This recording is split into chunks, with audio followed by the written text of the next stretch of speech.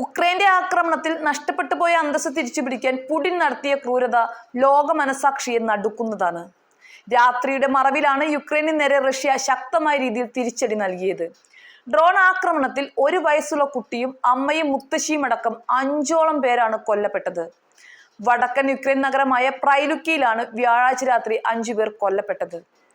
ജനവാസ കേന്ദ്രത്തിലുണ്ടായ ആക്രമണത്തിൽ 9 പേർക്ക് പരിക്കേൽക്കുകയും ചെയ്തിട്ടുണ്ട്. അഗ്നിശമന സേനാ മേധാവിയുടെ ചെറുമകനാണ് കൊല്ലപ്പെട്ട 1 വയസ്സുകാരൻ എന്ന് യുക്രൈൻ ആഭ്യന്തര വകുപ്പ് മന്ത്രി ക്ലൈമാങ്കോ പറയുകയുണ്ടായി. US പ്രസിഡന്റ് ഡൊണാൾഡ് ട്രംപും റഷ്യൻ പ്രസിഡന്റ് പുടിനുമായി ഫോണിൽ സംസാരിച്ച് മണിക്കൂറുകൾക്കകമാണ് ആക്രമണം നടന്നത്.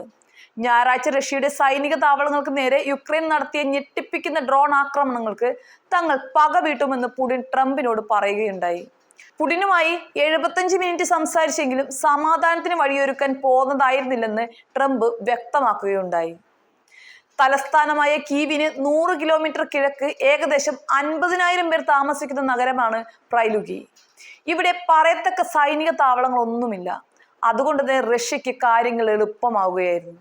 കഴിഞ്ഞ വർഷം നവംബറിലാണ് ഇവിടെ ഇതിനു മുമ്പ് റഷ്യൻ മിസൈൽ ആക്രമണം ഉണ്ടായത്. സുമി, ചെർണിഹീവ്, നിപ്രോ, കെർസോൺ എന്നിങ്ങനെ വിവിധ മേഖലകളിലായി റഷ്യ 103 ഡ്രോണുകളും 1 ബാലിസ്റ്റിക് മിസൈലും തൊടുത്തുവിട്ടുവെന്ന് യുക്രൈൻ പ്രസിഡന്റ് സെലൻസ്കി പറയുകയുണ്ടായി. ഇത് മറ്റൊരു വിപുലമായ ആക്രമണമാണ്.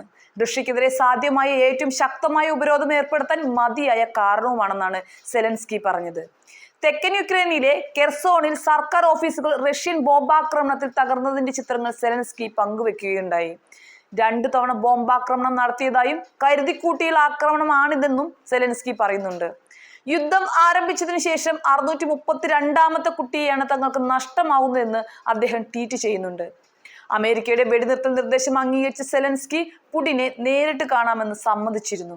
മാത്രമല്ല, കൂടുതൽ രാജ്യാന്തര ഉപരോധങ്ങൾ ഏർപ്പെടുത്തി റഷ്യയെ വഴിക്ക് കൊണ്ടുവരണമെന്നാണ് യുക്രൈൻ പ്രസിഡന്റിന്റെ താല്പര്യം. എന്നാൽ ഒരു അനുരഞ്ജനത്തിനും തയ്യാറാവാതെ പുടിൻ സെലൻസ്കിയെ കാണാനും തയ്യാറായില്ല.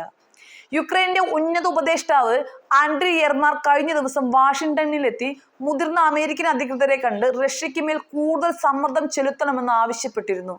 റഷ്യ മനഃപൂർവ്വം വെടിനിർത്തൽ ചർച്ചകൾ മുടക്കുകയാണെന്നും സമാധാനത്തിലേക്കുള്ള വഴി തടയുകയാണെന്നുമാണ് യുക്രൈൻ നേതാക്കളുടെ നിലപാട്. ഓപ്പറേഷൻ സ്പൈഡേഴ്സ് വെബ് എന്ന പേരിലുള്ള നീക്കത്തിൽ ജൂൺ 1-ന് ഒരു കൂട്ടം യുക്രൈൻ ഡ്രോണുകൾ റഷ്യൻ അതിർത്തിക്കുള്ളിൽ സ്ഥിതി ചെയ്യുന്ന 5 സൈനിക വിമാനത്താവളങ്ങൾ ലക്ഷ്യം വെക്കുകയും ഏകദേശം 41 ബോംബർ വിമാനങ്ങൾ നശിപ്പിക്കുകയും ചെയ്തതോടുകൂടി പുടിൻ പ്രതികാരദാഹിയായെന്ന സംശയവും ഉയർന്നിരുന്നു.